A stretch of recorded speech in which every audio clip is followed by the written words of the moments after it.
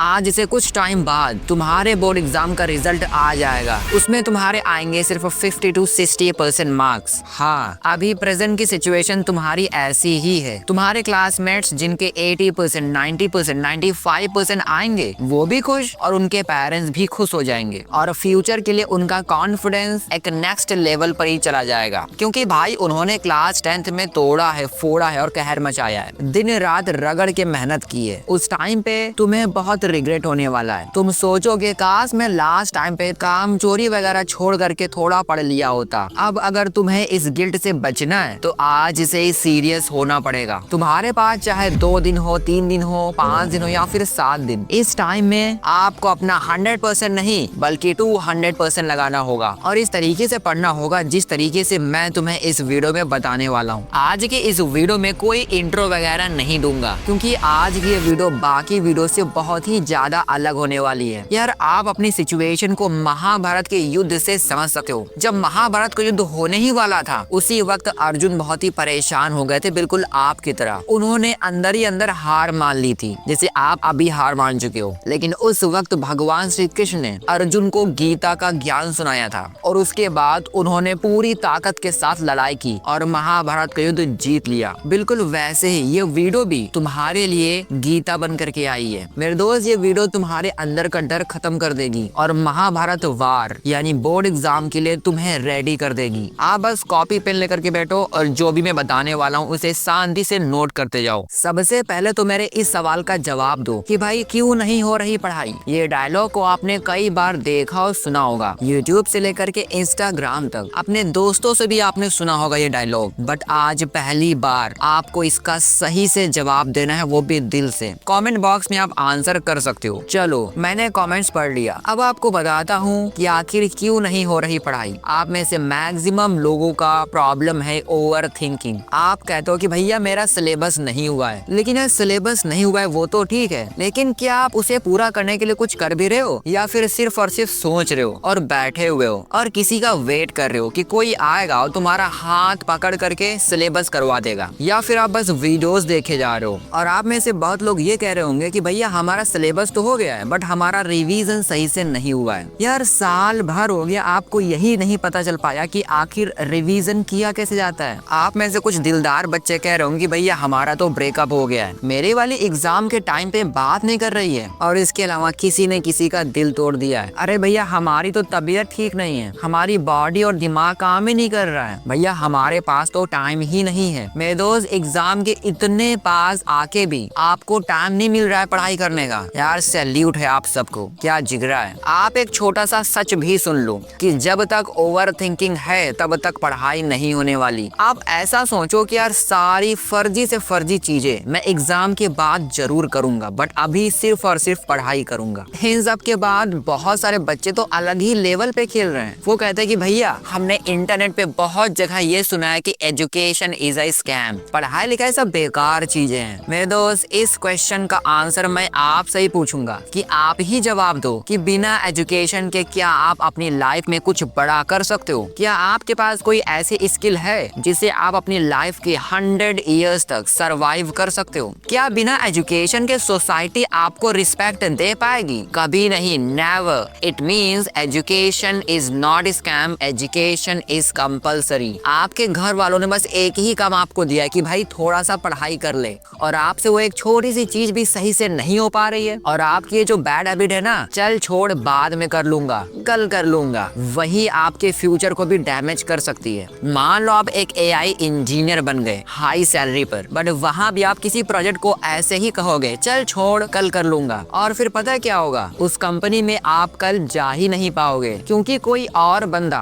वही काम बेस्ट तरीके से बेस्ट टाइम पर करके दे देगा और तुम्हारी हमेशा के लिए छुट्टी हो जाएगी। बिल्कुल वैसे ही जैसे 2026 10th टॉपर स्टूडेंट्स तुम्हारे साथ करने वाले हैं, क्योंकि क्लास 10th 2026 स्टूडेंट्स वही होंगे जो टाइम पर क्वालिटी पढ़ाई फिनिश कर लेंगे। बट आप हो कि टाइम पे क्वालिटी स्टडी छोड़ो, टाइम पर छोटी मोटी स्टडी भी नहीं कर पा रहे हो। मेरे दोस्त, अर्जुन की तरह अपनी सिचुएशन से लड़ना कब सीखोगे? यार आपने इस छोटे से इजी एग्जाम को इतना ज्यादा टफ बना दिया है जिसका कोई जवाब नहीं। आप बिना मतलब के स्ट्रेस लेते हो। मेरे दोस्त, आप अपनी लाइफ में क्या ही करोगे जब आप छोटी सी चीजों से घबरा जाते हो हो। आप में से बहुत लोग पढ़ाई को दुनिया का सबसे डिफिकल्ट वर्क समझते हैं। अगर आपको ऐसा लगता है तो आप बस एक दिन के लिए बाहर निकल कर अकेले दम पर काम करके देखो, पता चल जाएगा। यार आप फर्जी लोड मत लो, प्रेशर तो हर एक बच्चे पर है, बट आपकी प्रॉब्लम पता क्या है? आप इस प्रेशर से डर रहे हो, बल्कि अदर स्टूडेंट्स इस प्रेशर से लड़ रहे हैं। लड़ने और डरने में बहुत फर्क है। इतना कुछ बताने के बाद भी अगर आपको ऐसा लगता है कि भैया मेरे से नहीं होगा, मैं तो अपने ड्रीम स्कोर तक पहुंच ही नहीं पाऊंगा, तो आप इस वीडियो को छोड़कर अभी जा सकते हो। बट अगर सच में आप अपने ड्रीम स्कोर तक पहुंचना चाहते हो तो आपको बस 5 बोल्ड क्रैकर हैक्स को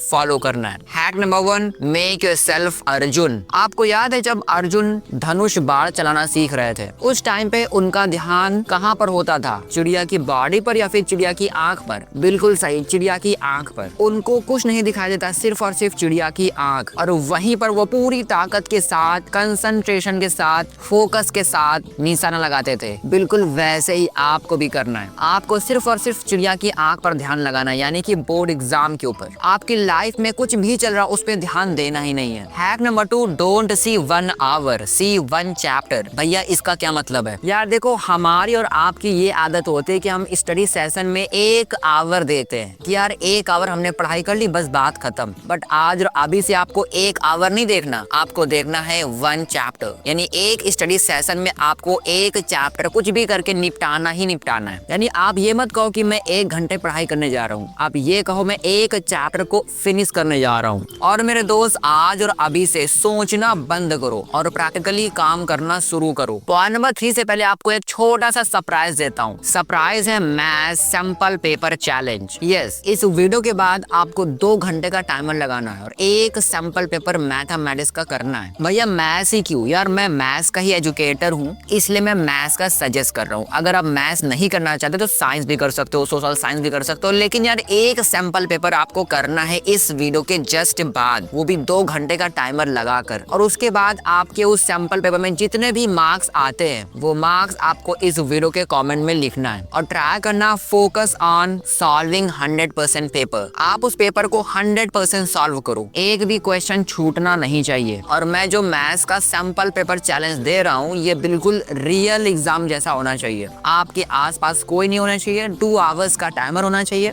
और जब सैंपल पेपर कंप्लीट हो जाता है तो आप देखो कौन से मिस्टेक्स आपने किए और उस चीज को बहुत ही स्ट्रॉन्ग कर लो। आपके पास कैसी भी प्रॉब्लम आ रही है, time management, short answer, long answer, assertion वाले क्वेश्चन, हर एक प्रॉब्लम का आपके पास एक बढ़िया सोल्यूशन होना चाहिए। अगर हार्ड थिंग्स आपको ज्यादा रिजल्ट दे रहे हैं तो आपको उसे फेस करना होगा, ना कि उससे बचना होगा। आप एक वॉरियर हो, इसलिए इन प्रॉब्लम्स पे बहुत ही अच्छे से अटैक करो ताकि इनको संभलने का मौका ही ना मिल पाए और आप जीत जाओ। और ये जो टाइम चल रहा है ना, इसे एक चैलेंज की तरह लो कि मैं लाखों बच्चों में अपना नाम सबसे ऊपर ले जा सकूं। आपको क्वालिटी स्टडी मटेरियल पे फोकस करना होगा, खुद के नोट्स को पढ़ना स्टार्ट करो। आपके पास फिलहाल जो भी सैंपल पेपर है, जो भी PYQ है, जो भी स्टडी मटेरियल है, उसको सही से यूज करना सीखो। नए स्टडी मटेरियल पे फोकस मत करो, जो भी पहले से मौजूद है उसको 100% क्लियर करो। और भैया एनालिसिस बहुत ही ज्यादा जरूरी है। आपकी प्रिपरेशन कहाँ तक जा रही है, सब कुछ बहुत ही अच्छे से आपको देखना है। हैक नंबर 3 है डू सेलेक्टिव सिलेबस। यार आज और अभी से आपको सब कुछ नहीं पढ़ना, बहुत ही सेलेक्टिव तरीके से पढ़ाई करनी है। सबसे पहले आपको सारे ही प्रीवियस चैप्टर्स को रिवाइज करना है जो भी अभी तक आपने कर रखे हैं। पुराने चैप्टर्स सही से पॉलिश करने के बाद ही आप न्यू चैप्टर्स पे जंप करो। और अगर आपने बहुत ही कम सिलेबस कंप्लीट किया है तो आज और अभी से आपको सिर्फ और सिर्फ हाई वेटेज चैप्टर्स पे ही फोकस करना है। अगर आप एक ऐसे बच्चे हो जिसने बहुत ही कम सिलेबस कर रखा है तो 1 चैप्टर 1 दिन में जरूर हो जाए। ट्राई करो 2 चैप्टर हो जाएं। अगर आपने काफी हद तक पढ़ाई कर रखी है तो 4 से 5 चैप्टर्स हर दिन आपको निपटाने हैं। हैक नंबर 4 है इफेक्टिव टाइम मैनेजमेंट। एक बार जरा सोच के देखो कितनी जल्दी आपका पूरा साल बीत गया। अब जरा सोच के देखो, जब साल आपका इतनी जल्दी बीत सकता है तो कुछ दिन ही तो बचे एग्जाम के लिए, ये कितनी जल्दी बीतेंगे। वैसे टाइम को आप रोक तो नहीं सकते, लेकिन उस टाइम को सही से यूज जरूर कर सकते हो। टाइम को सही से यूज करने के लिए आपको अपने डे को डिवाइड करना होगा 3 पार्ट्स में। पहला पार्ट होगा मेजर स्लॉट, दूसरा माइनर स्लॉट और तीसरा bonus slot. Major slot 4 hours का होगा और इस स्लॉट में आपको लर्निंग पे फोकस करना है। सेकंड पार्ट होगा माइनर स्लॉट और ये 2 आवर्स का होगा और इस माइनर स्लॉट में आपको